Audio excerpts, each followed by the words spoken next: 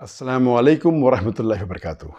May peace, mercy, and blessings of Almighty God be on all of you.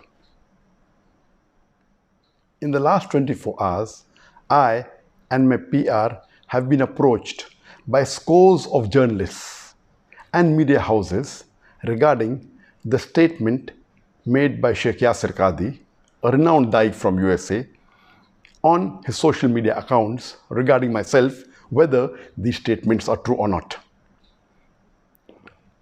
3.5 months before, the Indian officials, they approached me for a private meeting with a representative from the Indian government.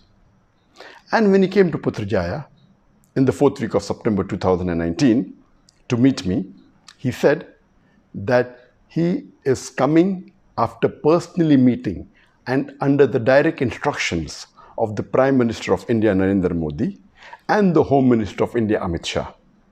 And he said that he wanted to remove the misconceptions and the miscommunication that is there between myself and the Indian government, and he wants to provide me a safe passage to India. I thought that imagine the same BJP government which hounded me for the last 3.5 years, the same person, the Prime Minister of India, Narendra Modi, who used my name no less than 9 times in a span of less than 2 minutes in his election speech in May 2019, now they are bartering with me for a safe passage? It's too straight to be true.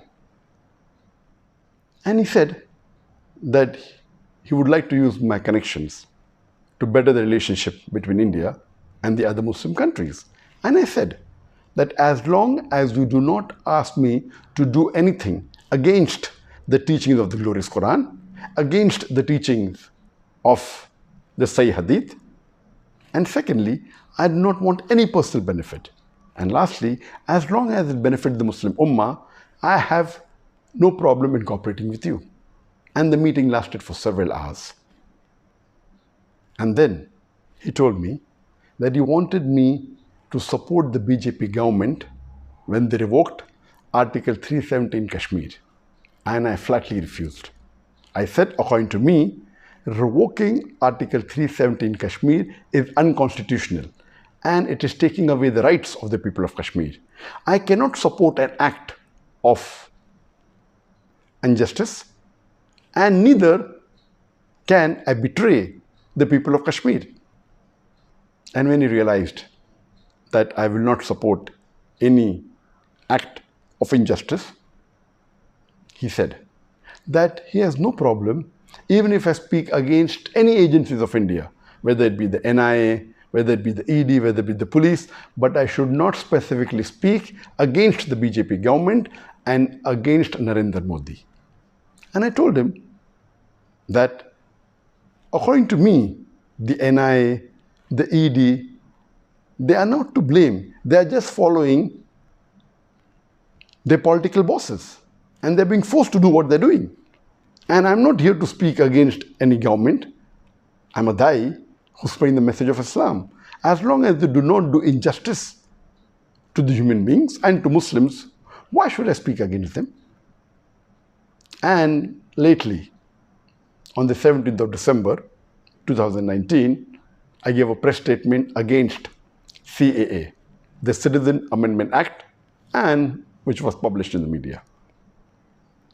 When I heard statements and I saw on the video statements of many Muslim leaders in India when they are openly and completely supporting the BJP government, when they revoked Article 370 in Kashmir, I thought to myself, how can a Muslim who has the basic knowledge of Islam do this? Some of them supported the NRC in Assam. Some went to the extent of saying that NRC should be done throughout India.